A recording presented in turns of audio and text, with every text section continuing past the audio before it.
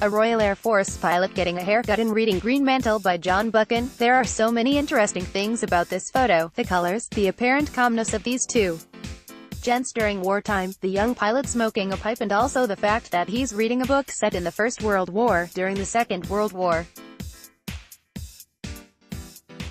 The pilot's name was Francis Mellersh, and he was twice awarded Britain's Distinguished Flying Cross and was recommended for the Victoria Cross. His daughter regarding this picture, we have the original of the photo, and the book. He was crazy about John Buchan, and that bloody pipe killed him in the end at 72. I'm afraid those who have been to war and daily diced with death are rather cavalier with their health. Picture of him with his daughter. Instead of resuming his Oxford studies at the end of the war, Francis remained in the RAF for another 30-plus years and flew right until the end, often with the Red Arrows. He reached Air Vice Marshal and was Assistant Chief of the Defense Staff.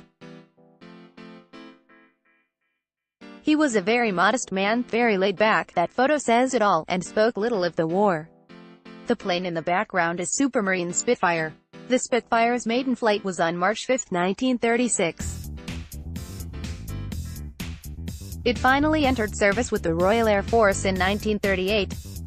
It remained in service with the RAF until 1955. During this time, 20,351 Spitfires were built. Though it is assumed that Spitfire came from the aeroplane's awesome firing capabilities, it was also an Elizabethan word that meant someone who had a fiery character. Towards the end of the Battle of Britain, Hermann Göring was having a heated exchange with his commanders, frustrated that they weren't winning the Battle of Britain as planned. He asked them what they needed to win, and ace pilot Adolf Galland famously responded, "I should like an outfit of Spitfires."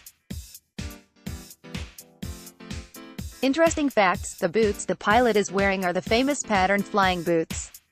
The earlier pattern flying boot, the 1940 pattern, was of similar design to the 1941. The only difference being that the latter was modified by having a leather strap added, its purpose to stop the boot from falling away should the airman need to bail out. This modification was in vain and was not partially rectified until the issue of the later 1943 pattern escape boot. The 1943 pattern escape boots were based on the designs of Major Clayton Hutton at MI9, being field-tested as early as 1942. Consisting of a black leather-laced walking shoe and a black zip-up suede legging, the basic principle was simple: in the event of landing in enemy territory, the wearer would separate the leggings from the shoe by using the folded pocket knife that was held in the pocket in the right boot.